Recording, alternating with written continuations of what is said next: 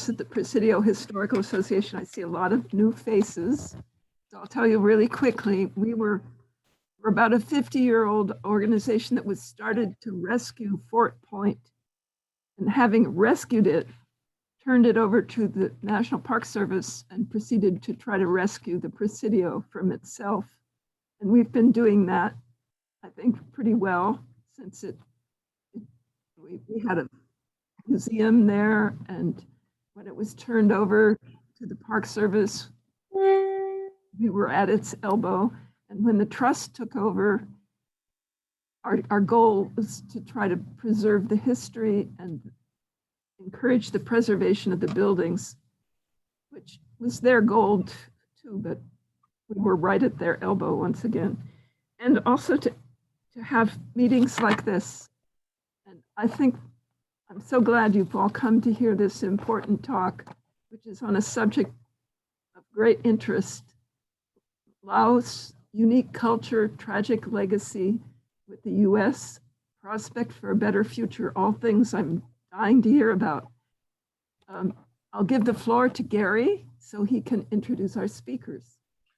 I think Paul wanted to say something before I started. Yes. Paul, sorry. Just very, very quickly, two announcements. Number one is we are recording this session and it will be posted on the YouTube channel, Presidio Historical Association's YouTube channel sometime in the next week. If you don't want your face to be recorded, you can turn off the video feed. The second thing is we'll be doing the question Q&A through the chat function. So there's that little box down at the bottom of your screen that says chat. And if you click on that, you can enter your question and we'll get to those at the end of the talk. And with that, I'll pass it on to Gary. Okay, well, I'll just mention with chat, you have to write your question. You can't enter it by simply speaking to it. Okay, well, we have two very interesting human beings talking to us today. And Ko and Greg. Ko's proper name is as mispronounced with an English accent, of course, American accent, Symonekeo Sensathith Thomas. And she's a native of Laos. She was educated in Laos, Vietnam, and 2 graduate degrees from Japan. She's been a professor of international relations in Laos for 14 years. And she's a member of a Laos Commission on dealing with the unexploded ordnance in Laos. One of the tragedies of the Vietnam War. And she met her husband, Greg, who's been well known in environment law circles in the Bay Area and Washington, DC. There's somebody probably calling me wondering why they're not in. And he's now the CEO of an international NGO called the Natural Heritage Institute. And that position took him to Vietnam, where he was in charge of a commission, or served on a commission dealing with the development of the Mekong River. And Ko was the Laos representative, and they met over there, have lived in Laos a couple of years, and come here to join us. And we get to benefit from all their knowledge and insights about Laos and the semi-mysterious war that took place there. So with that, I'll go to Ko and Greg and let them decide who starts. All right. Well, Gary, thank you for the introduction, and thanks to the Presidio Historical Association for this opportunity. Ko will take the first turn at the microphone here. We're going to present this subject in 4 segments tonight, and so we're going to alternate. She will indicate as she gets into her talk here what these segments consist of. And with that, I'll just turn it over to her and we'll be underway. Yeah. So, good evening, everyone, and we feel such an honor making a presentation to the Presidio Historical Association, to friends and relatives today. And Whoops. Why is it not rotating? oh yeah. Oh, okay, here's our first glitch. Oh my God. For some reason, the presentation is not rotating. Okay, I yeah, guess we have to do it okay, that sorry, way. Okay. Okay. Yeah. Also, you need to do the share screen, Steph. Oh, we have to do the share screen thing Oh still. my God. Okay, wait a minute here. All right, we come Oh. down here. Oh. No, that isn't doing it. Let's see, I guess we have to come out of this. Let's come out of this.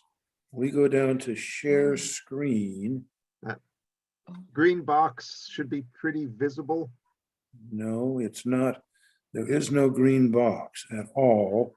Are you able as co-host to bring this up? Okay. I can't access your system.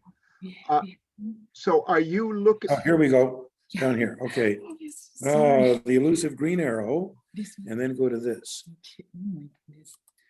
Okay, and then go up here where it says slideshow, There we go. and Gosh. okay, then over to I'm so from sorry. beginning. Yeah. Oh my Okay, now goodness. let's see if it'll rotate. Oh my Yeah, now it goodness. rotates, okay. Okay, I'm so All sorry. right, we're in business. Okay. Yeah. So good evening, everyone, again. So, and I would like to start with the talks today. So, first of all, this is the outline of the presentation, and I will talk about the cultural legacy that shaped the modern Laos, and Greg will talk about the Secret War, and then I will shift over talking about the UXO project in Laos, which I have involved in, and then the part 4 is about the future of Laos. How is the sound, by the way? Maybe you Sound could is let us very know, good. everyone who's coming Sound through? is excellent. Fine. Okay, so first of all, I would like to start with introducing the locations of Laos. So it's located in the Southeast Asia, and it is a landlocked country, and most of the country, is the mountainous area and thick forests, and the Mekong River forms the large part of the western boundary with Thailand. However, Laos share the border with 5 nations like Vietnam, Thailand, Myanmar, China, and Cambodia. And in the past, Laos used to be known as a kingdom of Lansang, or the millions of elephants. Thus, the elephants became the national mascot.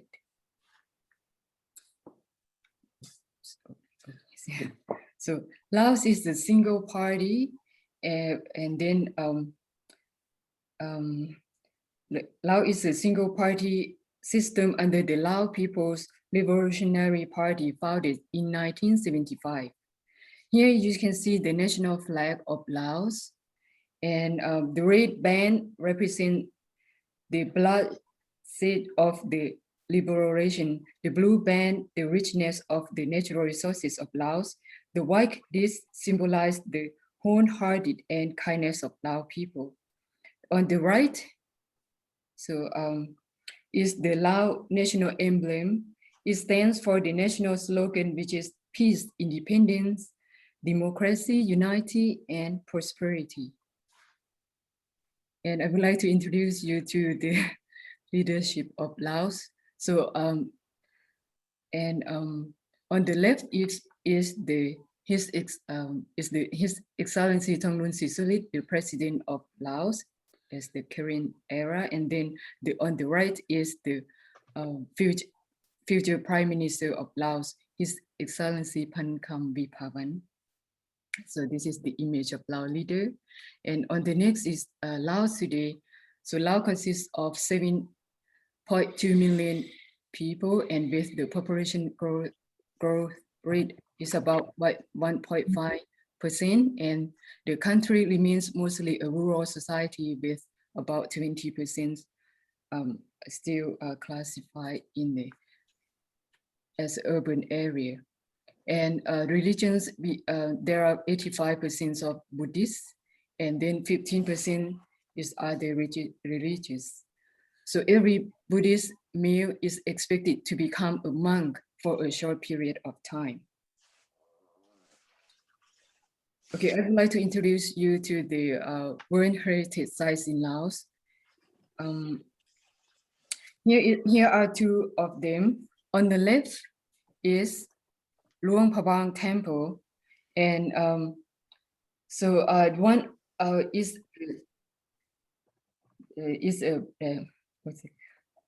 the temple is architecture of Laos, which is the royal capital of Kingdom of Laos until the founding of the modern state in 1975.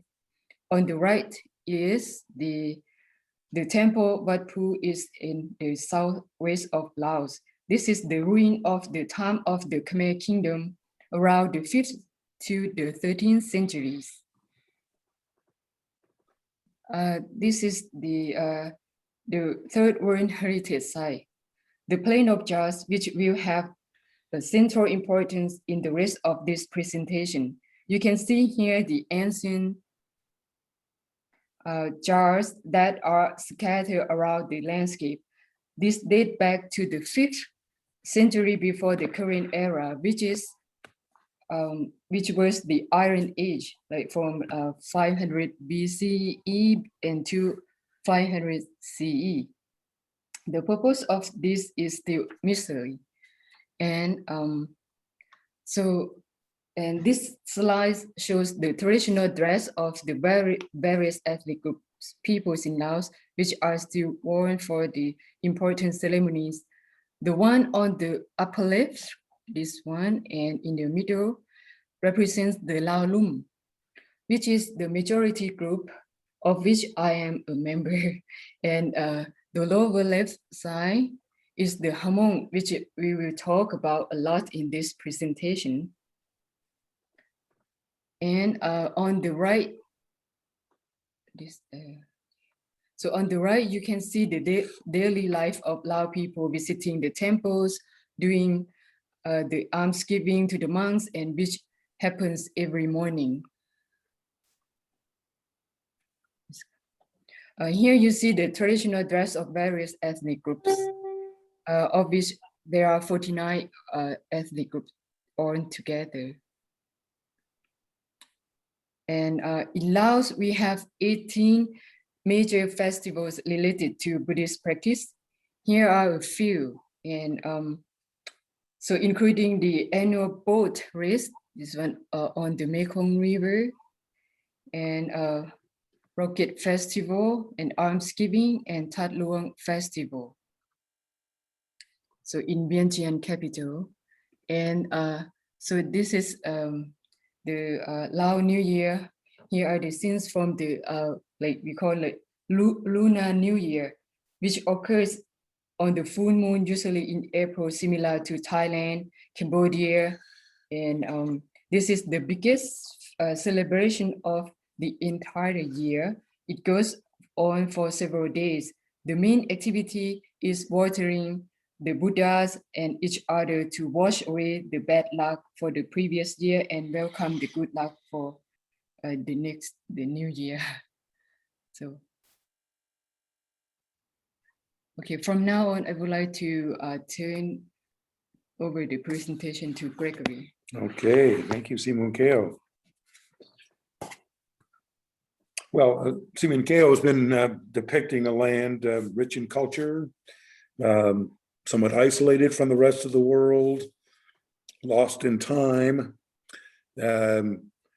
all of which came to a significant inflection point, I guess you might say, about 60 years ago, when this beautiful, peaceable kingdom collided with the outside world in a way that produced one of the great humanitarian crises of modern times. And that's what I want to talk about here a bit, going through a chronology of the events that led to what's often referred to as the secret war in Laos. So just by way of background, Laos today is one of just 5 remaining communist countries. The others are China, Vietnam, North Korea, and Cuba. Notice that 4 of these are contiguous countries in East and Southeast China.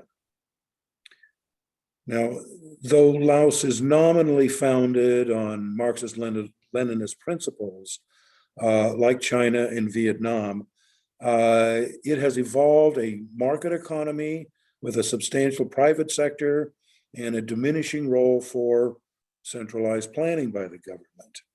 The part of communism that persists in all of these countries is authoritarian one-party rule and a repression of dissent.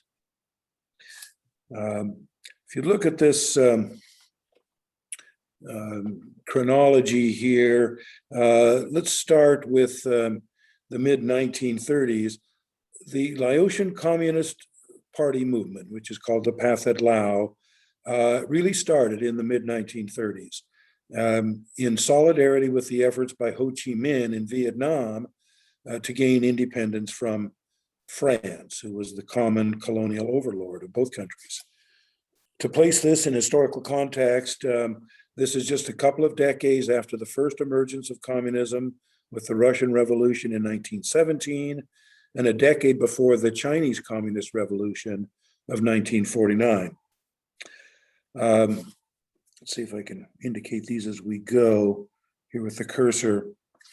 But the PATHET Lao's first party congress did not take place until 1955, some 20 years later. And even then, it was just a small nascent movement. The Congress was only attended by about 25 delegates and was essentially managed by participants from Vietnam, Communist Party members from Vietnam.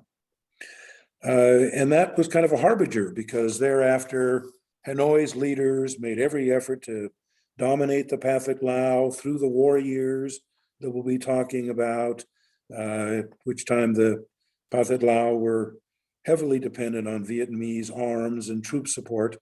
And then even up to the founding of the modern state of the PATHET Lao by the PATHET Lao in 1975. From these modest beginnings, the PATHET Lao movement gained in strength. This was due largely to the persistent instability and ineffectiveness of the central government of Laos, which was not able to maintain control over the entire country.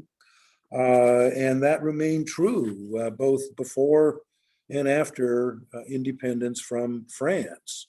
Indeed, a virtual civil war raged on and off throughout Laos almost from the time of the Japanese surrender in World War II in 1945. Now, going down to the next item here, 2 seminal events that occurred in the 1950s drew the US into an ever-increasing role in shaping the future of Laos. First, by that time, the US was increasingly alarmed by what appeared to be a broad effort by international communist forces to dominate Asia and the world in general. This fear was exacerbated by the growing popularity of communists in Indonesia. A communist insurgency in Malaysia was going on at the time. There were reports that China was funding insurgencies in Burma, Thailand, and other countries in the region. So the alarm bells were going off in Washington, D.C. President Eisenhower became an exponent of the so-called domino theory that envisioned one country after the next falling to communism. To stem this tide, he saw Laos as a bulwark, a nation where the US could make a stand to prevent communism from spreading west, out of China and North Vietnam, into Thailand and India and beyond. A pro-Western Laos, in his view, would place a state between Vietnam and Thailand, who was a crucial US power, and make it easier, importantly, for the US to support the non-communist forces in Vietnam. And of course, that effort by the US became the great regional driver of American geopolitics. Eisenhower personally followed reports about Laos from day to day during the final years of his presidency. He warned his successor, John Kennedy, that Laos was the most pressing foreign policy issue in the world, more important than the looming US-Soviet standoff in Berlin, or Cuba, or the global strategic nuclear arms race. So it was ground zero for US foreign policy in the 1950s. The second seminal event down here at the bottom of this display was the success of Ho Chi Minh's forces against the French at the Battle of Dien Bien Phu, which led to the end of the French colonial period in both Vietnam and Laos. This event, of course, itself further exacerbated the fear in Washington about the spread of communism. So the 1955 Geneva Accords came about when France ended its efforts to maintain the Indochinese colonies. It signed the Geneva Accords, which called for Vietnam, then split between North and South, to reunite with nationwide elections that were to be held within 2 years. The Geneva Accords also included an agreement to give Laos full independence from France. Foreign armed forces were expected to vacate, but the accord did not explicitly require the disarming of warring factions within Laos.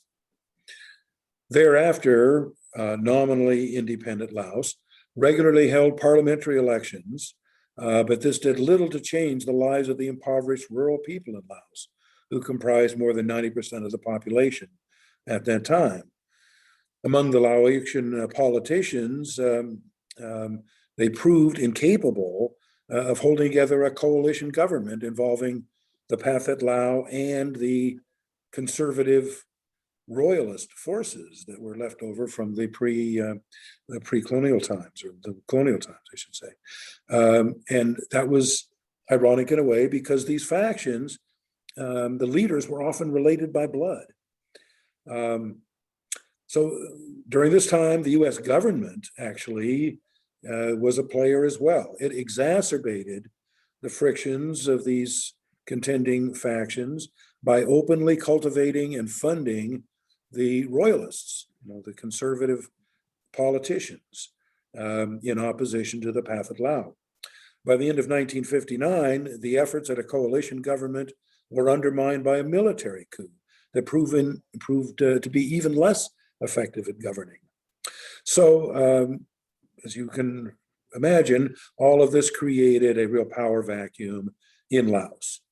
By 1958, still the Eisenhower time, the US Central Intelligence Agency began to fill that void, its first step being to commission a small mission for economic and military assistance to the new royal government in Laos. This included surreptitious intelligence gathering. Meanwhile, the North Vietnamese failed to remove their troops from Laos. Instead, active training of the incipient Pathet Lao communist insurgency actually increased. So the Geneva Accords and their aspirations were clearly not working. That was then succeeded in 1962 by a UN resolution, also in Geneva, that the US was actively involved in. It, in fact, helped to broker it. And that agreement was signed by all of the major powers, the US, the Soviet Union, China, North Vietnam, South Vietnam, and once again, it committed all the outside powers to respect the supposed neutrality of Laos.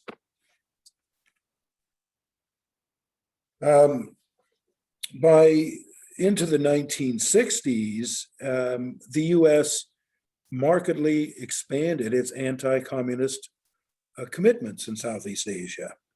The US had maintained only the fiction, really, of Lao neutrality, as had the other major countries. But at this point, the US actually made a decision to foment a secret war in Laos that was run by the Central Intelligence Agency. This is never been done before or since. I mean, we're talking about a major war, not just a small little skirmish, as you'll see. So the first step that the CIA took was to recruit 9,000 HMONG tribesmen in this Plain of Jars area that Ko alluded to, as a proxy force against this Pathet Lao insurgency. The US did not want to commit its own ground forces.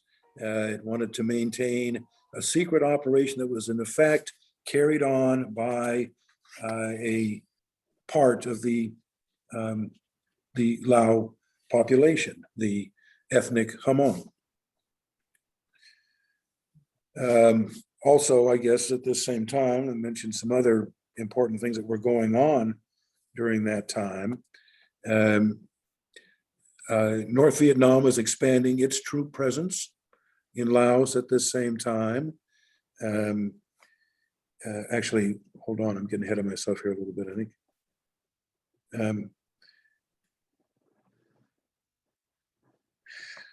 Let me talk about the Hmong here a little bit more, but before I go into what else was going on here.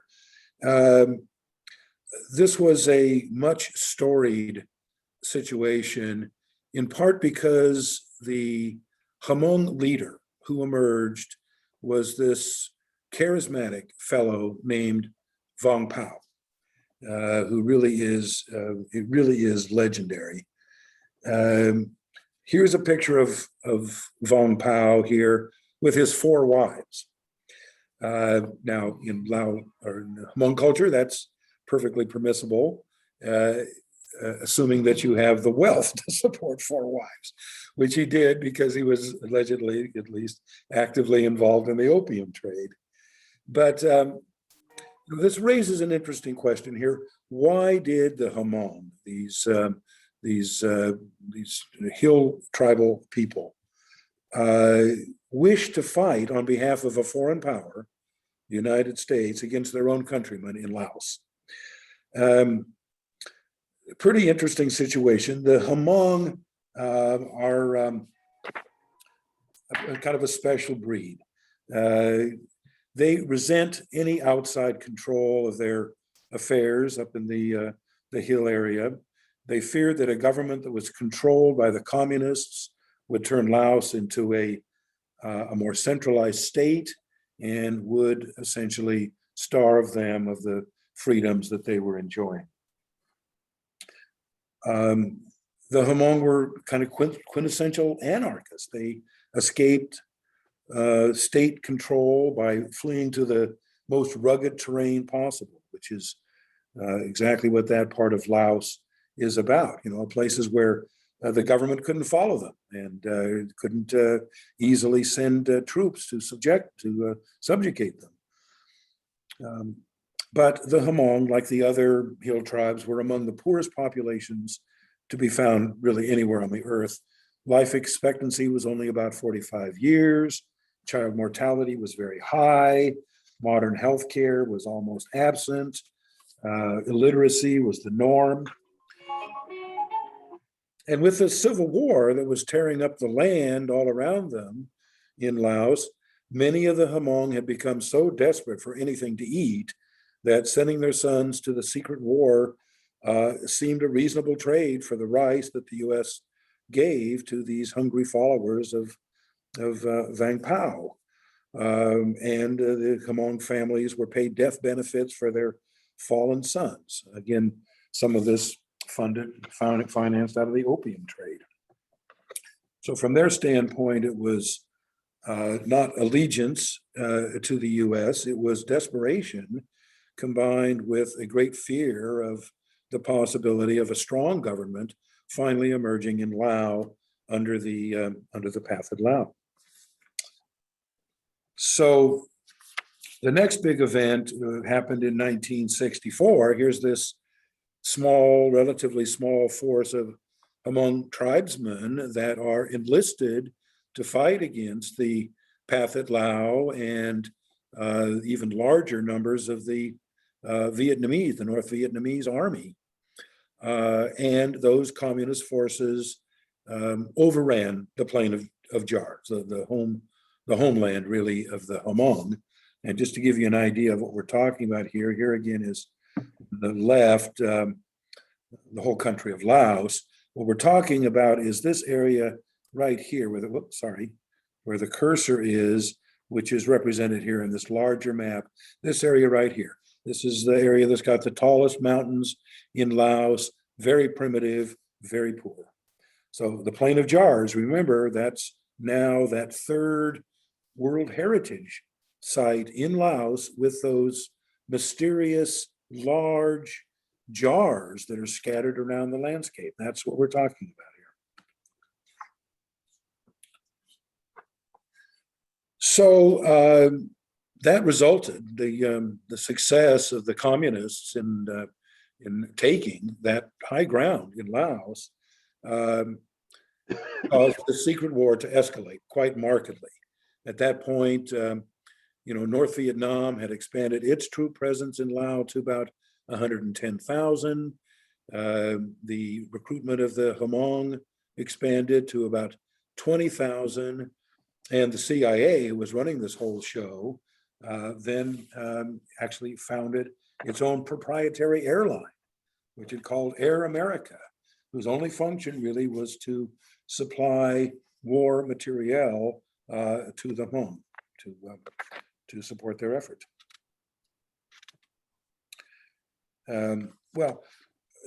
This was really a point of no return for the secret war. This was a time when things were escalating greatly in Vietnam. The US was increasingly concerned about what was going on in the periphery of Vietnam. It was on its way to deploying some 500,000 troops in the war in Vietnam, a figure that it finally reached in about 1968. So things are getting out of control. Things are spinning rapidly out of control. But the war continues to escalate even further. So at this stage got to a point where about $3 billion a year were being sent to support them, of a month, I should say, to support HMONG forces. There were 30,000 HMONG soldiers now deployed, but the HMONG were greatly outnumbered by the communist forces. They numbered well over 100,000. So the situation was precarious for the HMONG, not for the US, of course. I mean, the proxy war was economical for the Americans, both in terms of lives and treasure. A HMONG soldier was paid about $3 a month compared to a US Army private that was paid $339 a month. And of course, even greater consideration was the need of the CIA to keep this war absolutely secret from the American people and the US Congress. This was a time when there were very active protests already going on against the Vietnam War in the streets of the United States. As this operation went on, the secret war, it became much bigger. It had much bigger objectives for the U.S. government than simply supporting the government of Laos, the Lao national troops against the communist insertions. It became more and more a means to kill and tie down Vietnamese troops, which were increasingly being deployed out of Vietnam to Laos during this period, and very importantly, to interrupt the supply lines that the North Vietnamese were using to supply their soldiers in South Vietnam on the Ho Chi Minh Trail. So that became perhaps an even more important purpose than keeping Laos from the communists. So, as I was saying, the HMONG forces were greatly outnumbered by the combined Vietnamese and PATHET Lao. To compensate for this, the CIA unleashed a bombing campaign in Laos, unlike anything that's occurred in modern history. The air operation expanded to the point where there were more than 1,000 bombing runs happening every month. For the years 1964 to 73, over 2 million tons of bombs, of ordnance, were dropped on Laos, of which 30% failed to explode. And that is the part of the saga we'll move to here in a moment. And this amount of bombing was, more bombs were dropped on this poor defenseless country than all of the bombing that occurred during the Second World War in Japan and Germany. That's how horrific it was.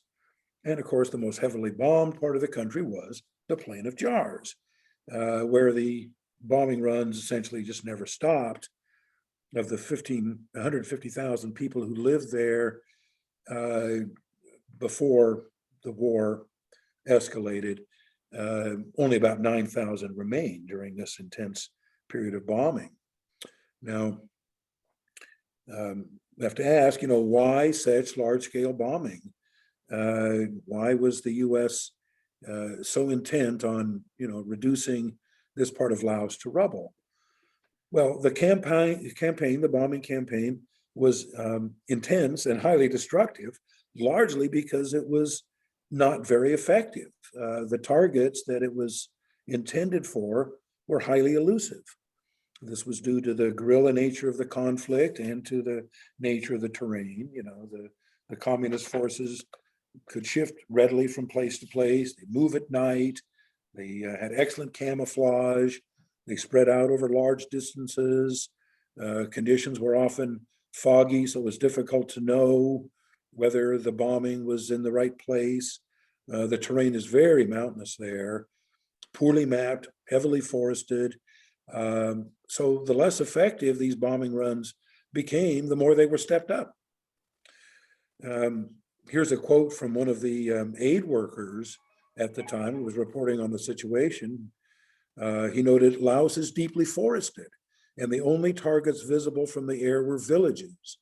The main victims of the bombing were civilians, particularly older people, mothers, and children, who had to remain near their villages to survive. The soldiers moved through the deeply carpeted forests and were relatively unscathed by the bombing. But before fleeing, most of these mothers and children had been living each day simply trying to gather any food and avoid being killed." So that was the situation that they were facing. Well, after these many years of this going on, something resembling peace breaks out.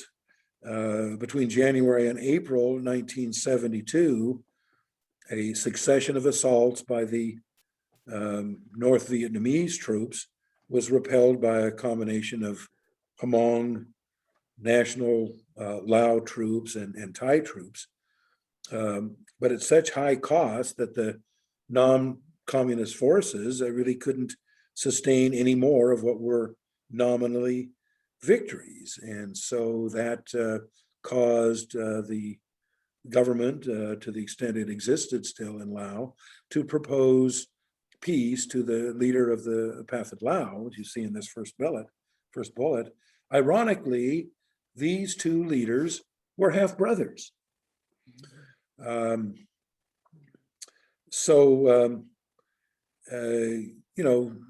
this time, many of the HMONG families were down to their last surviving male.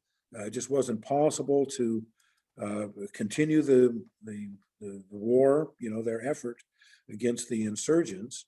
But in the end, the communist forces actually won the ground war in Laos, controlling larger and larger percentages of the country. And commentators have suggested that this air campaign, the bombing, may have contributed to the defeat in the ground war because it was such an ideal recruiting tool for the PATHET Lao. In any event, the secret war was lost. And on February 21st, 1973, the Lao government signed a treaty with the PATHET Lao to form a coalition government. Now, that didn't stop the fighting, but it did stop the US bombing.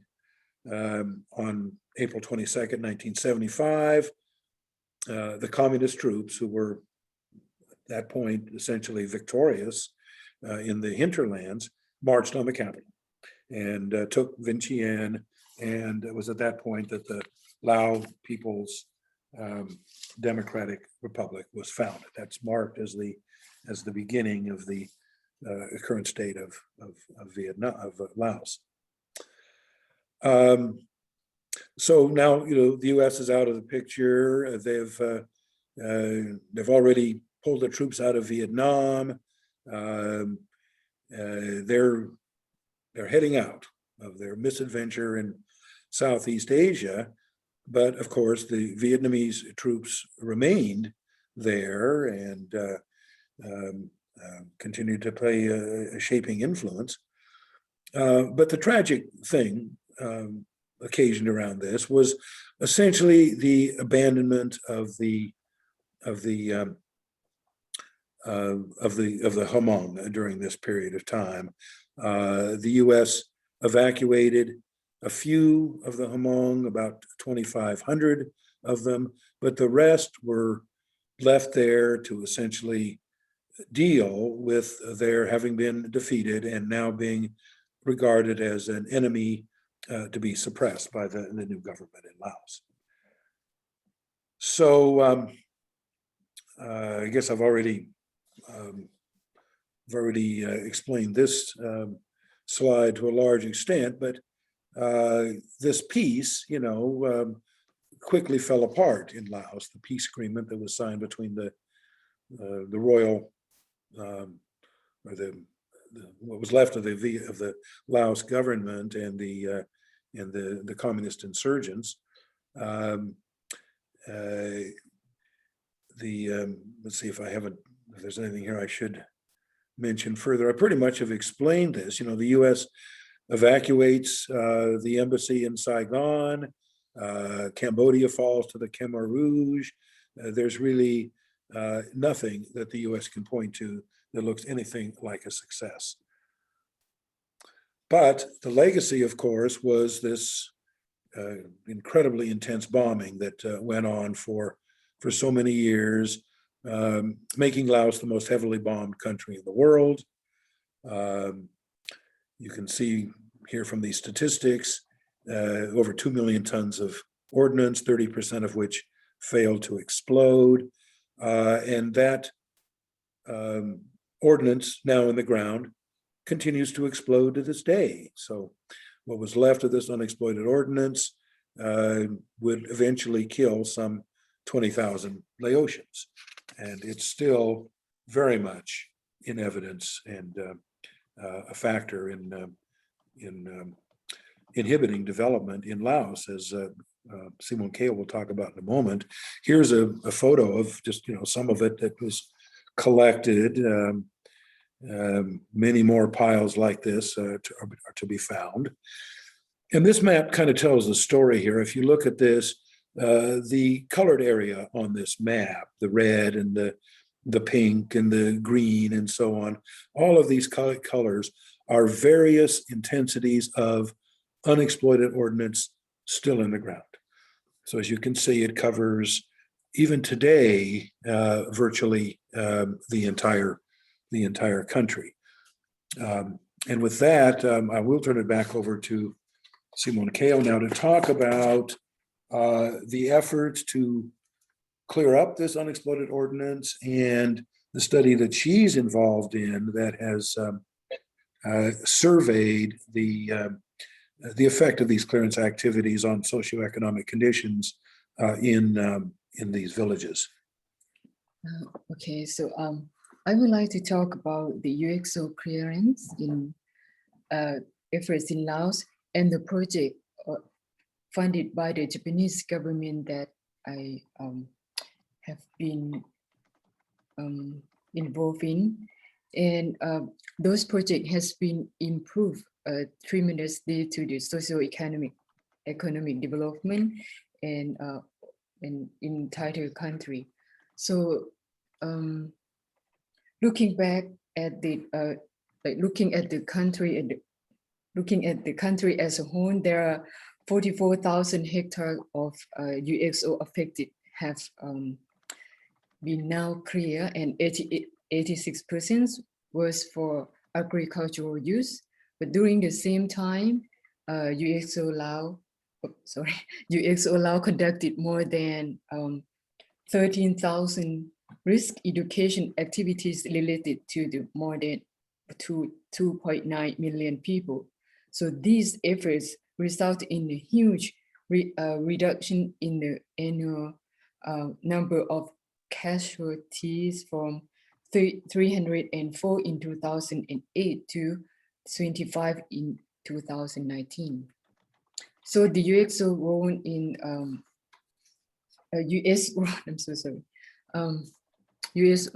the US role in the UXO clearance. The US played a significant role in the UXO removal beginning in 1996, which is 20 years after the end of the Secret War.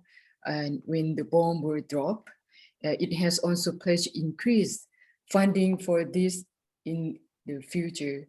And by the 2016, President Obama visited Laos, and he was the first US president ever to do so. And he pledged an additional $90 million toward America's moral obligation to rid Laos of UXO left by America's Secret War.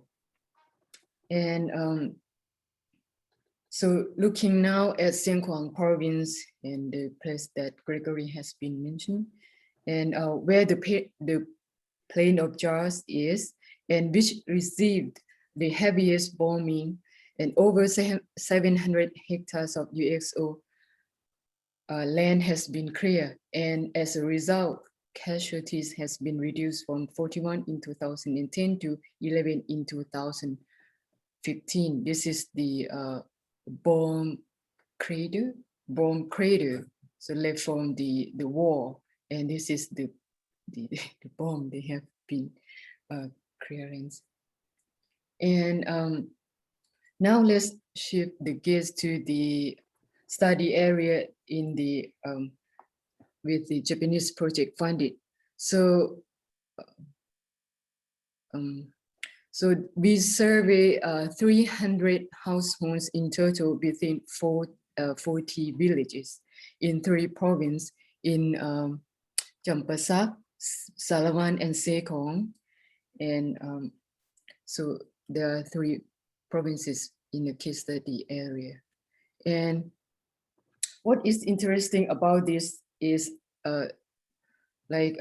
almost all of 300 families that were interviewed are farmers, which means that they cultivate the land that has UXO to grow their food and for their livelihood.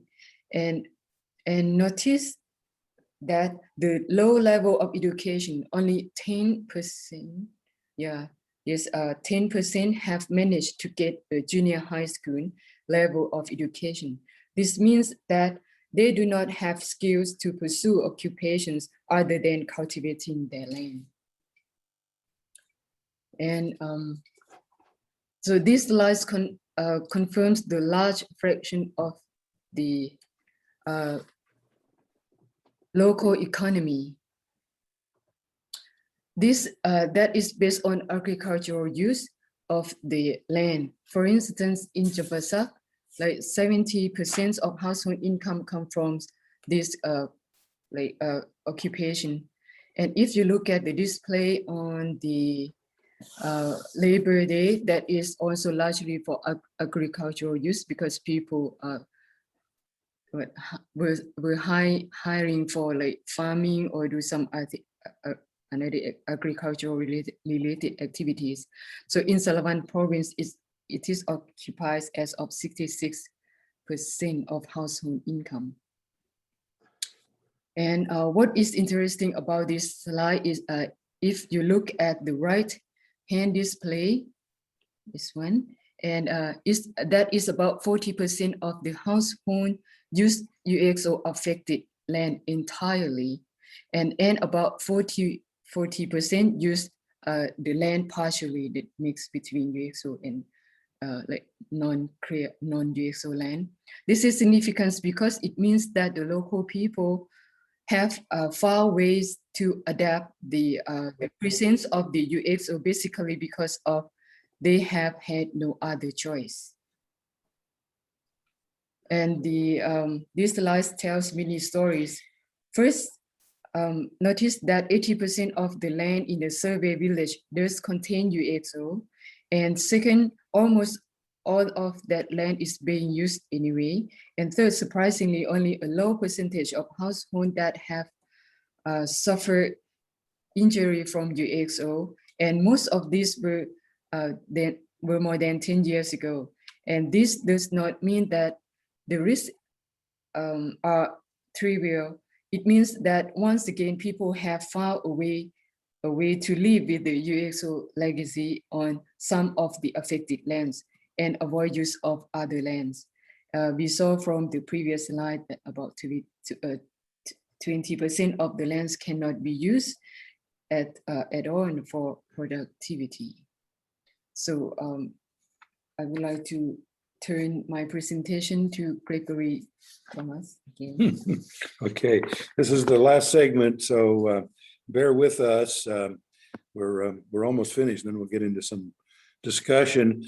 But this talk wouldn't really be complete without talking about where Laos can go from here, from the tragic past that it's endured, and with the enduring legacy that it's having to cope with from those war years. As Keo mentioned to you, Laos, here's the map of it again. Laos is a landlocked country, and on each of its border is a nation that, other than Myanmar, that's far stronger. China to the north, Vietnam to the east, Thailand to the west, Cambodia to the south. So it's surrounded by strong neighbors, and it has a porous border with them.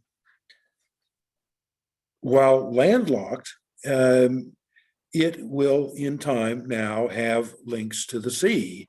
If you look at this display on the far right, you see that green line there as a part of the Belt and Road project or program that China has launched now for infrastructure investments throughout the world, but particularly throughout Asia. It is in the process right now of building a railroad from the Chinese city of Kunming, as you can see, that will traverse through the northern part of Laos to the capital, Vientiane, and then cross the Mekong River and go through Thailand to Bangkok and the port at Bangkok. So in time now, Laos is going to have the means to move goods into international trade. If you look at the display on the left too, of course, this big river, this major important river, the Mekong, flows through the entire length of the country of Laos before exiting at the South China Sea in the Delta in Vietnam. One might think, well, that's transport to the sea right there, just use a waterway, but it doesn't work that way.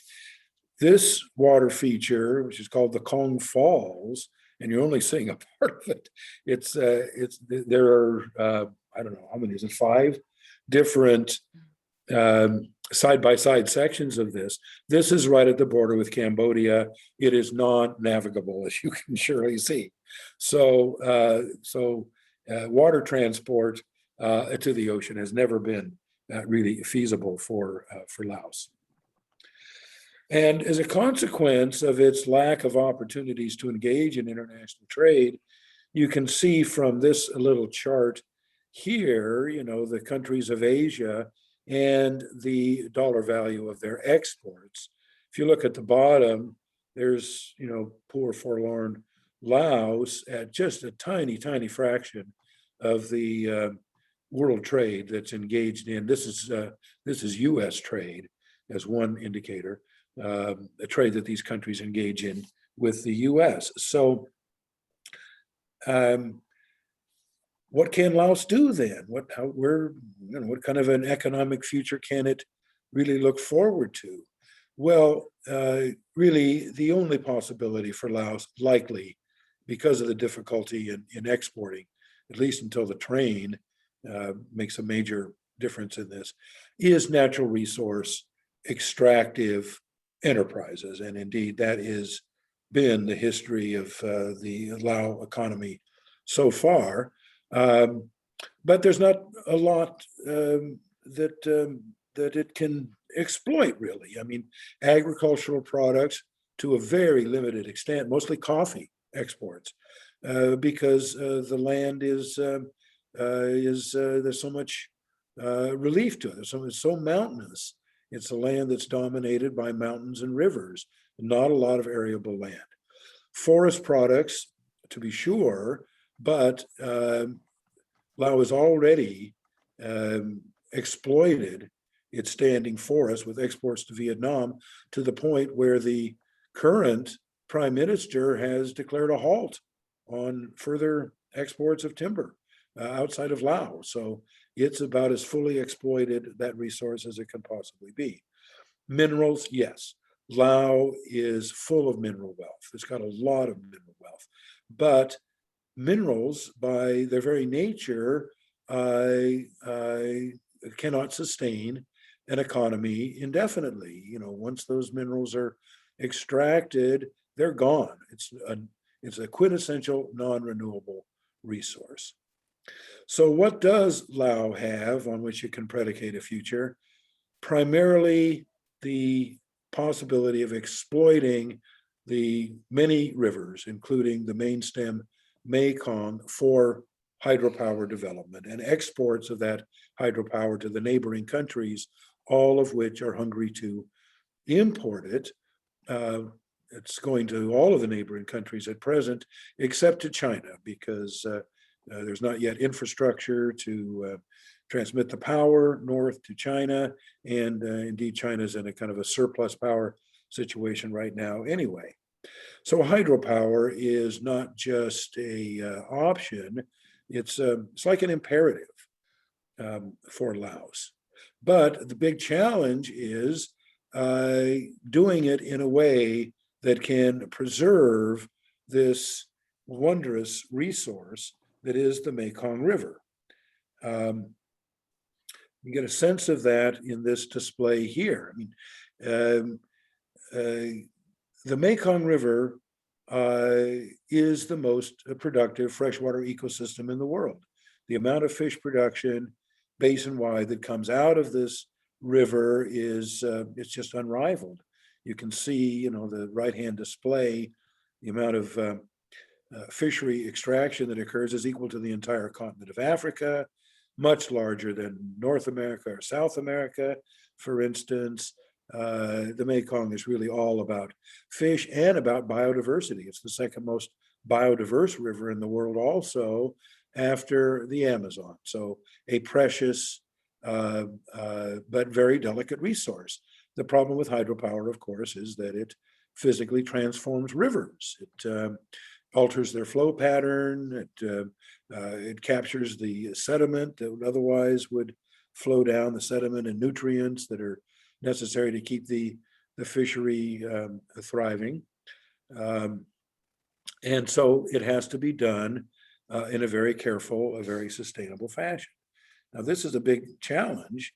You see in this display here, looking at all of these Mekong countries, Laos, as you could probably tell from the map, Laos essentially controls the headwaters. It controls the flow of water down to the countries that primarily exploit this fishery: Thailand, Cambodia, and Vietnam. So it is under severe pressure from its neighboring countries as it exploits its hydropower, trying to become, as it styles itself, the battery of Asia, to do it in a way that does not markedly reduce the productivity of this river system. That's the big challenge. So the nature of this fishery is such that the exploitable stocks tend to be long distance migrants. They move up and down this river system on an annual basis to a very large extent. As you can see from this display here, dams present barriers to the migration of fish. So this becomes a real challenge, figuring out how to make hydropower sustainable. But there is a way, at least in the immediate term, that can be done in Laos. And this is the big opportunity that we've been working on in my organization that we think is the most promising, at least near-term future for Laos. It's what this display shows here is a portion of this system. This is called the Mekong. It is a tributary that, let's see if I can kind of show you how this works. A tributary that comes out of the border region with Vietnam, flows down through this portion of Laos on down to the border with Cambodia, and then flows the rest of the way through Cambodia, down to the mainstream Mekong. This is a irreplaceable resource. This is the last significant portion of the entire Mekong system that has not yet been dammed. But dam projects are actively underway. Each of these red areas here is a reservoir that mostly foreign investors are seeking to exploit. That would probably severely damage, in fact, we know for sure would severely damage this fishery. In other words, this would represent non-sustainable hydropower development if this one chief asset that Laos has to exploit. These would all be export projects. These would be developed to export power to other countries. They're what we sometimes refer to as cash register projects to make money for the government of Laos. But here you see a feature which is a reservoir on one of the tributaries. It's quite a good sized reservoir here. This has already been dammed. This is already generating power. And you see this sun that's been superimposed on it.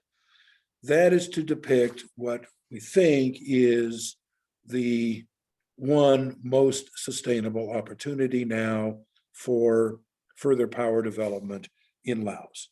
And what that amounts to is, well, first of all, here's the dam. This is the reservoir. This is called the Symonekeo #1 reservoir. Here's the dam. This was built just during the time that I've been working on this project in Laos. And here's the footprint of this reservoir right here. And the opportunity now that we're actively exploring and promoting is the idea of doubling the output of this already developed reservoir, doubling the power output by deploying floating solar panels on the surface of this reservoir that would be integrated into the hydropower operations and would, as I say, double the installed capacity with no adverse impact that we've been able to discern, at least, on the fishery resource in this system. That water body already exists. So, in the work that we have done, we have looked at the possibility of exploiting that surface area for solar panels integrated into the hydropower system, and this is catching on. This is the report that we recently prepared and submitted to the government of Laos, and this approach has been endorsed by the Prime Minister. So this is looking quite promising. The question now is, how far can we press this concept? Actually, before I get to that, let me just mention the kind of analysis that we've done on this alternative. what we have undertaken to do with our technical work is to show that the hydropower can be vastly increased on a reservoir of this sort in a way that enhances power reliability, that is a lower cost source of power generation than any other option available, that would have appreciable power output that could be exploited very quickly, and that would avoid the kinds of financial risks that go with developing new hydropower reservoirs. So it's that analysis that has caused the Prime Minister now to endorse this approach. Looking here at this particular reservoir I'm talking about, you can see in terms of yield what I'm talking about here. The current power generation out of that reservoir is 290 megawatts. Our analysis shows that it would be possible to obtain another 400 to 500 megawatts of power on top of this 290 by deploying these solar panels. So it looks very promising indeed. And the question becomes, how far could we push this? There's lots of existing hydropower in Laos. What's needed now is a investigation of how many of these are suitable for this kind of optimization, this kind of augmentation that would avoid the necessity for, building additional dams at this time or other non-sustainable sources of power and power revenues for Laos. So this just kind of shows that what we're talking about here, a hydropower reservoir with solar panels, floating solar panels deployed that are, like I say, fully integrated. They operate in tandem with the generators that are installed in the hydropower dam. So they operate essentially as a single unit. What we are next seeking to do now is to investigate how this could be done with these reservoirs. There's 10 of them altogether that are owned and operated, at least in part, by the power company in Laos. Many of the other dams are foreign owned and operated, but these are all domestic projects. So we are wishing to undertake now a feasibility study of all of those sites to see how far this concept can be pushed. And this just shows some of these reservoirs here to wrap things up. This is the largest one of all. This is quite a big one. This is on the mainstream. It's called Xayaburi. It's a Thai project primarily, but the solar panels that could be deployed here would, like I say, essentially double the output capacity of this reservoir. Here's another one, and yet another one, and yet another one. Altogether, there are 10 of these that we are seeking now to do a feasibility study on. So just to sum up then, in terms of the future prospects for Laos and available for development, further exploitation of agricultural land is probably going to depend upon the UXO removal that Keo was already talking about. Progress has been made, but as you could see from that map with all of that red color, there's a long, long way to go.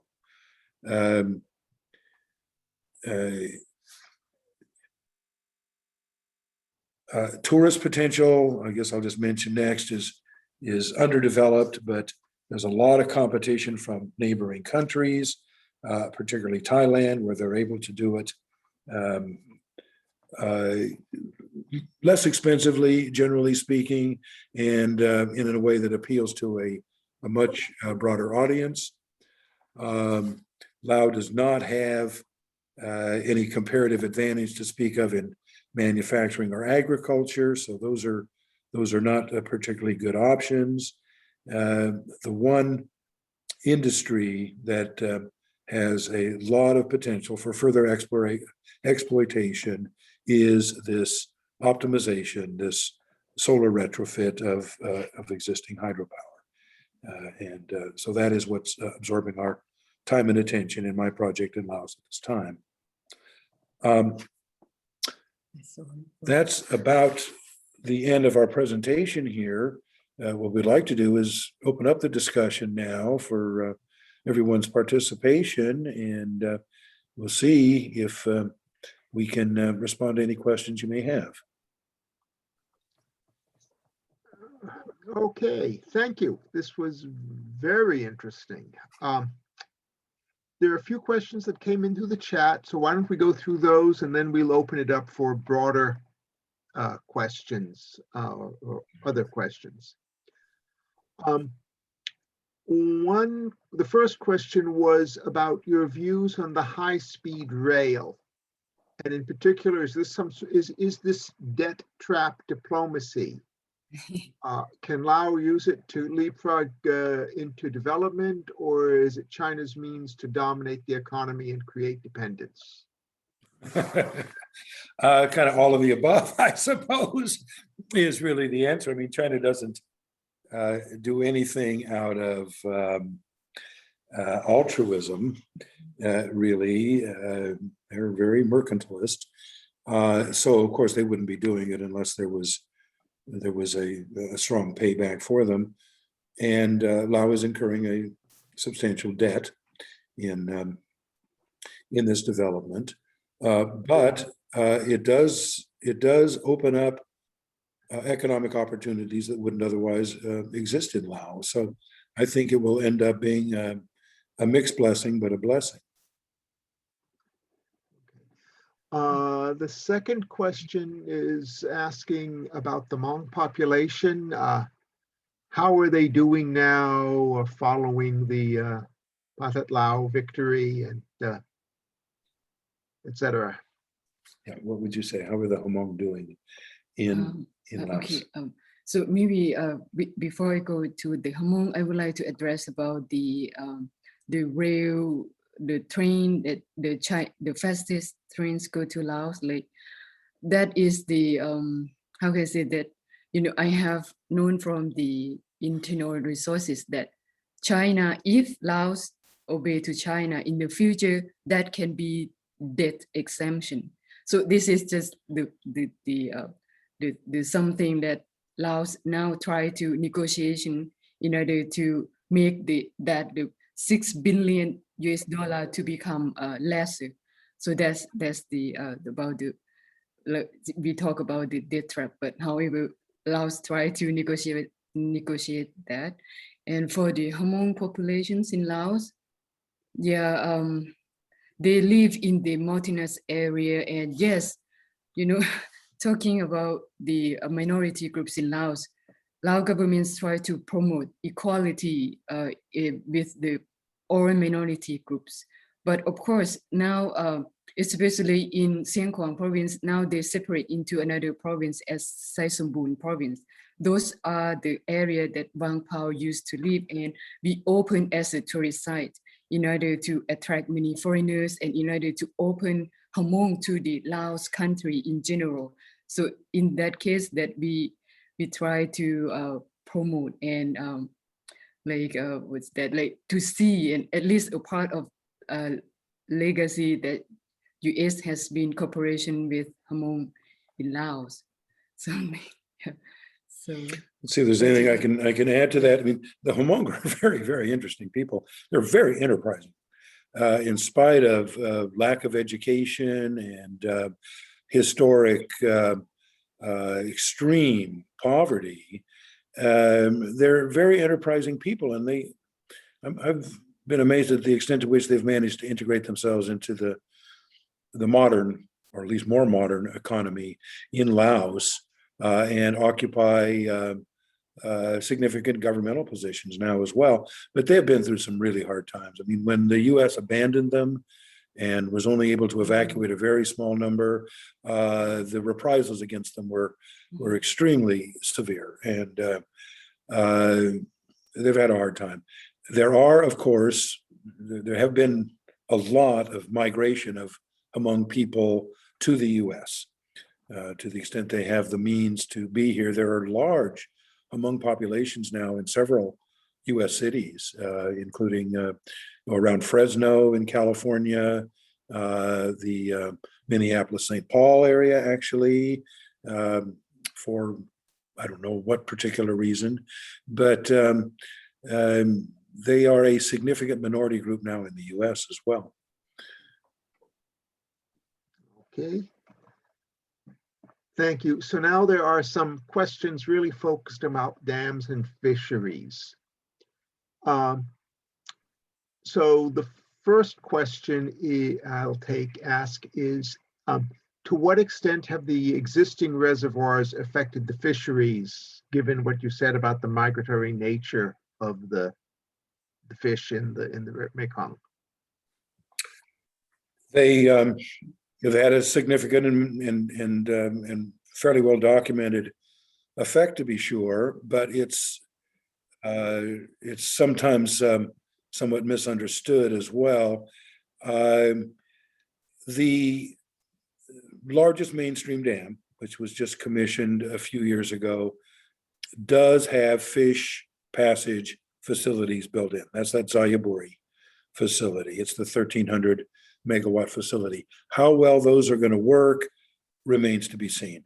And I think all of the other mainstream dams that are in prospect and that are planned will have a reasonably well-designed fish passage facility. But the problem, of course, is that there's going to be mortality, and the more dams there are, the more you multiply that mortality. And what it tends to affect are the longer-lived species that have to move up and down the system annually in order to complete their life cycle and lay their eggs. The biggest problem is the reservoirs themselves, actually, rather than the dams. The product of the spawn, the eggs and the larvae cannot pass through these reservoirs because they can't swim. So they sink and fall to the bottom, and so the expectation is that the mortality will be quite appreciable. That's why we've put so much effort into trying to keep that one remaining unimpeded tributary, the Mekong, dam free. And that may in part answer a follow-on question, which was, why wouldn't the Lao government simply adopt solar augmentation and continue to build out all of the previously planned hydro projects? Do both? You mean both? Well, there's certainly a substantial school of thought within the Lao government bureaucracies that is exactly what they will in the end do. I think probably the hope for Lao is that if we can focus them on the power development opportunities that are most benign and least impactful, that their immediate economic needs can be satisfied without further harm to the Mekong Basin, and that over time, the kind of conservation ethic that sort of a luxury good, if you will, in development history will take deeper and deeper root, and decisions will be made to exploit solar power on the land or other sources of potential power rather than damming every conceivable tributary. And again, still discussing dams and waters. Does corruption play a significant role in decisions related to dams and dam siting? These are very perceptive questions. Kayla, you want to handle that one? You think Big Brother may be listening in as you answer this question? What do you think? Actually, it kind of does put her on the it's- spot to yeah. ask her this question. She's kind of got a foot in both worlds still. But the answer to your question is absolutely. Corruption is Yes. rampant. It's not even very well disguised. It is an element in the work that we have been doing that we can't do much about it. I mean, we know that decisions won't be made on the comparative merits, economic or technical, only as we present, sustainable alternatives to the government. To a certain extent, the game is always going to be rigged, or maybe not always, but it certainly is now. And is the any evidence that China is manipulating water levels for their own purposes, or might they do so? Well, there's a lot of misunderstanding around this, and there's been a lot of that misunderstanding propagated around in recent news stories. The Chinese have built 7 large dams. 7 dams, some of which are among the largest anywhere in the world in the headwaters. But these are hydropower only dams. They don't divert water. And they're high enough up in the system that the evaporative losses, from just the sun shining on them are appreciable, but they're not huge. So the amount of water flowing in the system as a consequence of the Chinese dams is not greatly affected. What is changed to the detriment of the river is the timing of these flows. So particularly the 2 large storage dams in that headwaters area operate as you expect a hydropower dam to operate on a monsoon-driven river system like the Mekong. They at the beginning of the monsoon season, which is essentially the middle of May, they are going to try to, as rapidly as possible, fill the reservoir, because they don't know at the beginning of the monsoon how intense it'll be and how long it'll last. So a consequence of that is that the early large flows that used to reach the lower part of the Mekong and all the way down into the delta are now being captured.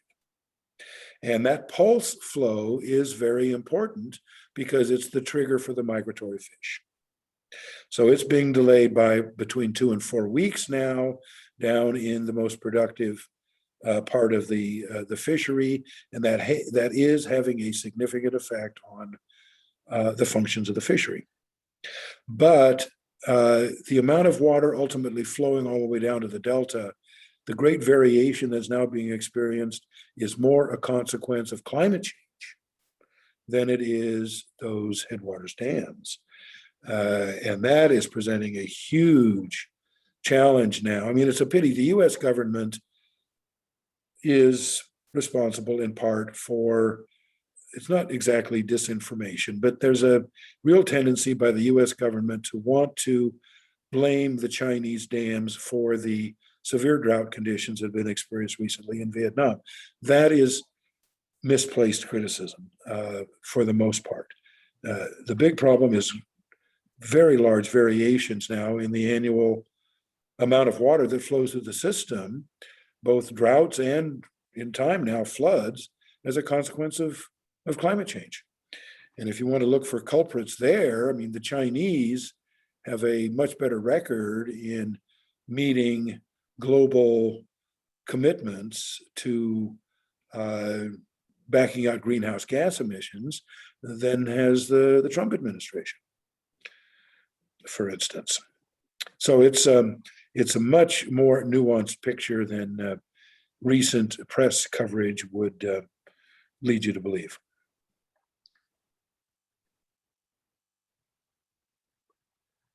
Okay, and one last question.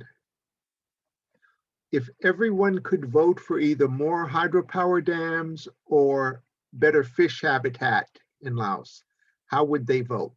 What do you think? They will vote for them. Sorry. So, Yeah, sadly, I think Yeah, that's correct.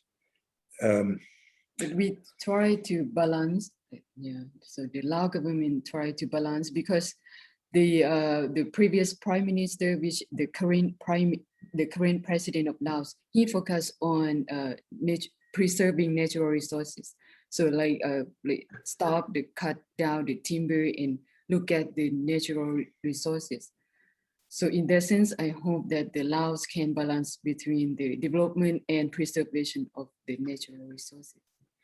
And this is true. The current prime minister has been really remarkably foresighted and responsible in positions he's taken on hydropower development. And the country does have an official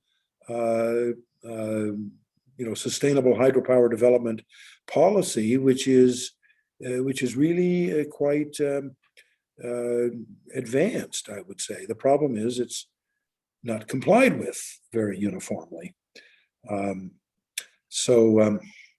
It's a big problem. I mean, you just have to appreciate in a context like the Mekong and so many other places in the world. I mean, Laos does not have the option of not developing. And its options for improving economic circumstances for its people are quite limited. And so it is a classic development dilemma that they're facing. And a lot of hard work needs to be done to figure out how to make it sustainable so it doesn't damage this exceedingly precious, resource, fishery resource.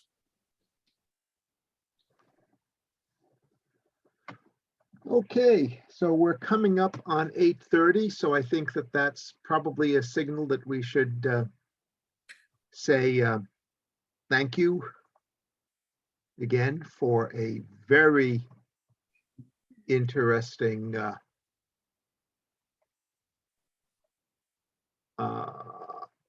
talk. And yeah, I will, I guess say, I've unmuted. Should anyone have any last minute question or comment? You can unmute yourself. I just want to thank our speakers for a really stimulating and fascinating view of a part of the world that have always fascinated me.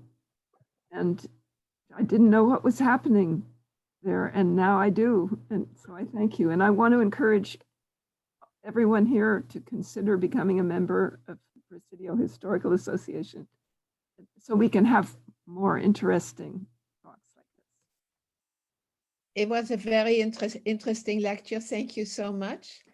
It's a country I didn't know much about it, but my daughter was there just when the virus broke out. She was there on vacation with her family. But I couldn't transfer the lecture to her because of the time difference. They live in China right now, in Beijing. Yeah. Thank you, Ko. Thank you, Augie. Thank you very much. It was terrific.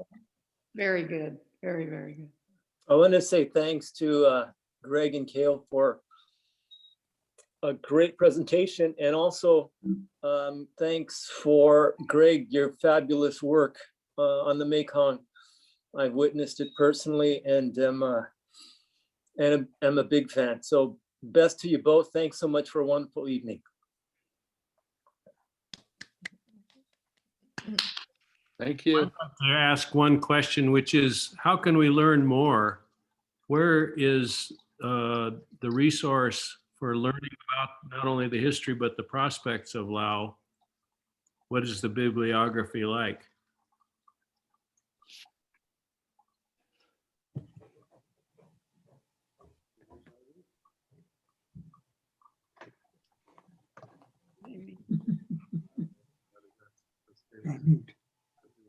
You're mute.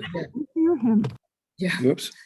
Can you start again? I think. Oh, I'm on mute. Yeah. So, can you start again? Okay. Well, I was just saying that the sources of information relevant to what we've been talking about here are many and diffuse.